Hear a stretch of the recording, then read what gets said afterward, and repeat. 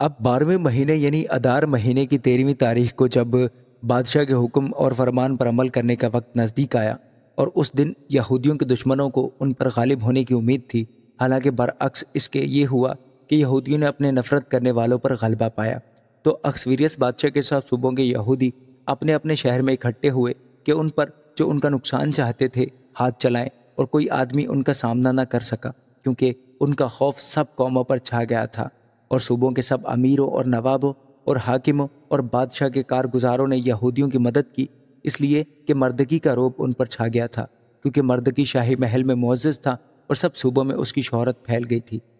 اس لیے کہ یہ مرد یعنی مردکی بڑھتا ہی چلا گیا، اور یہودیوں نے اپنے سب دشمنوں کو تلوار کی دھار سے کاٹ ڈالا اور قتل اور ہلاک کیا، اور اپنے نفرت کرنے والوں سے جو چاہا کیا، اور کثر سوسن میں یہودیوں نے 500 آدمیوں کو قتل اور ہلاک کیا، اور پرشنداتا اور دلفون اور اسپاتا اور پراتا اور عدلیہ اور اردتا اور پرمشتا اور اریشی اور اردی اور وائزاتا یعنی یہودیوں کے دشمن حمان بن حمداتا کے 10 بیٹوں کو انہوں نے قتل کیا، پر لوٹ پر انہوں نے ہاتھ نہ بڑھایا۔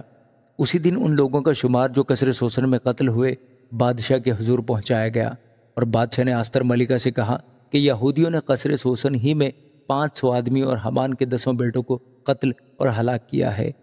تو بادشاہ کے باقی صوبوں میں انہوں نے کیا کچھ نہ کیا ہوگا۔ اب تیرا کیا سوال ہے وہ منظور ہوگا، اور تیری اور کیا درخواست ہے وہ پوری کی جائے گی۔ آستر نے کہا اگر بادشاہ کو منظور ہو تو ان یہودیوں کو جو سوسن میں ہیں اجازت ملے کہ آج کے فرمان کے موافق کل بھی کریں اور حمان کے 10 بیٹے سولی پر چڑھائے جائیں۔ سو بادشاہ نے حکم دیا کہ ایسا ہی کیا جائے، اور سوسن میں اس فرمان کا اعلان کیا گیا،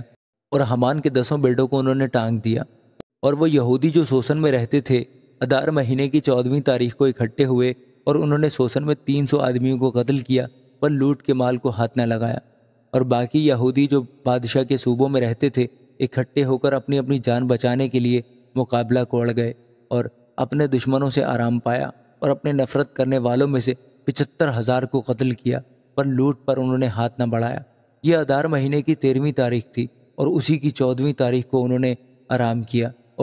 اور اسے ضیافت اور خوشی کا دن ٹھہرایا، پر وہ یہودی جو سوسن میں تھے اس کی 13ویں اور 14ویں تاریخ کو اکٹھے ہوئے اور اس کی 15ویں تاریخ کو آرام کیا اور اسے ضیافت اور خوشی کا دن ٹھہرایا۔ اس لیے دیہاتی یہودی جو بے فضیل بستیوں میں رہتے ہیں ادار مہینے کی 14ویں تاریخ کو شادمانی اور ضیافت کا اور خوشی کا اور ایک دوسرے کو تحفے بھیجنے کا دن مانتے ہیں، اور مردکی نے یہ سب احوال لکھ کر ان یہودیوں کو جو اکسویریس بادشاہ کے سب صوبوں میں کیا نزدیک کیا دور رہتے تھے خط بھیجے، تاکہ ان کو تاکید کرے کہ وہ ادار مہینے کی 14ویں تاریخ کو اور اسی کی 15ویں کو سال بسال ایسے دنوں کی طرح مانے جن میں یہودیوں کو اپنے دشمنوں سے چین ملا، اور وہ مہینے ان کے لیے غم سے شادمانی میں اور ماتم سے خوشی کے دن میں مبدل ہوا۔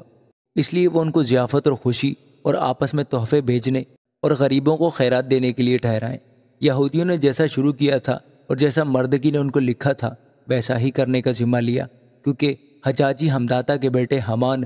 سب یہودیوں کے دشمن نے یہودیوں کے خلاف ان کو ہلاک کرنے کی تدبیر کی تھی، اور اس نے پور یعنی قرعہ ڈالا تھا کہ ان کو نابود اور ہلاک کرے۔ پر جب معاملہ بادشاہ کے سامنے پیش ہوا تو اس نے خطوں کے ذریعے سے حکم کیا کہ وہ بری تجویز سے جو اس نے یہودیوں کے برخلاف کی تھی الٹی اس ہی کے سر پر پڑے، اور وہ اور اس کے بیٹے سولی پر چڑھائے جائیں۔ اس لیے انہوں نے ان دنوں کو پور کے نام کے سبب سے پوریم کہا۔ سو اس خط کی سب باتوں کے سبب سے اور جو کچھ انہوں نے اس معاملہ میں خود دیکھا تھا اور جو ان پر گزرا تھا اس کے سبب سے بھی یہودیوں نے ٹھہرا دیا اور اپنے اوپر اور اپنی نسل کے لیے اور ان سبوں کے لیے جو ان کے ساتھ مل گئے تھے یہ ذمہ لیا، تاکہ بات اٹل ہو جائے کہ وہ اس خط کی تحریر کے مطابق ہر سال ان دونوں دنوں کو مقررہ وقت پر مانے، اور یہ دن پشت در پشت ہر خاندان اور صوبہ اور شہر میں یاد رکھے اور مانے جائیں گے، اور پوریم کے دن یہودیوں میں کبھی موقوف نہ ہوں گے، نہ ان کی یادگار ان کی نسل سے جاتی رہے گی۔ اور ابیخیل کی بیٹی آستر ملکہ اور یہودی مردکی نے پوریم کے باب کے خط پر زور دینے کے لیے پورے اختیار سے لکھا، اور اس نے سلامتی اور سچائی کی باتیں لکھ کر اکسویریس کی مملکت کے 127 صوبوں میں سب یہودیوں کے پاس خط بھیجے، تاکہ پوریم کے ان دنوں کو ان کے مقررہ وقت کے لیے برقرار کرے، جیسا یہودی مردکی اور آستر ملکہ نے ان کو حکم کیا تھا، اور جیسا انہوں نے اپنے اور اپنی نسل کے لیے روزہ رکھنے اور ماتم کرنے کے بارے میں ٹھہرایا تھا۔ اور آستر کے حکم سے اوریم کی ان رسموں کی تصدیق ہوئی اور یہ کتاب میں لکھ لیا گیا۔ آمین۔